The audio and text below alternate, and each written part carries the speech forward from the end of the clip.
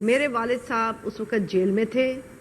بہت سارے ہمارے جاننے والے مجھے ٹریٹر کے بچے کہتے تھے، مگر مجھے پتا ہے کہ فوجیوں کی ساتھ یہ جو پالیسی ہے، فوجیز ڈفرز ہیں، ڈفرز. یہ آپ سمجھ لیجئے گا، یہ سیاسی ڈفرز ہیں.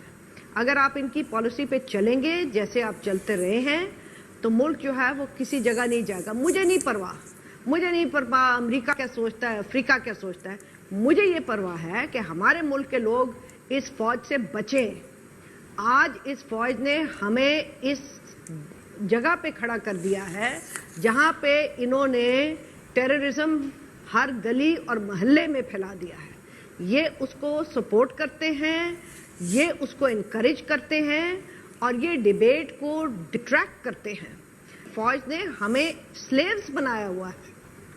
یہ وقت آ گیا ہے ان کو کہنے کو کہ پلیز، یہ ہاتھ جوڑتے ہیں، بیرکس میں جاؤ، ہمارے بچوں کو یہاں پہ رہنے دو.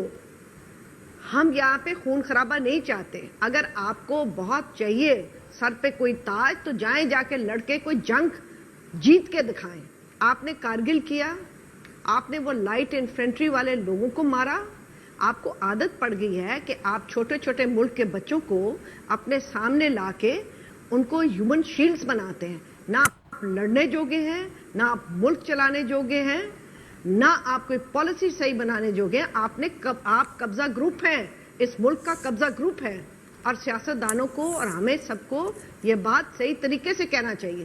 آپ مجھے ایگزامپلز پوچھیں، میں آپ کو کئی ایگزامپلز ان کے ڈفر پن کی دے سکتی ہوں. دیکھیں، ان کو باقاعدہ طور پہ میں چاہتی ہوں مال روڈ پہ ایک جلوس نکلے، ہاتھ باندھ جلوس.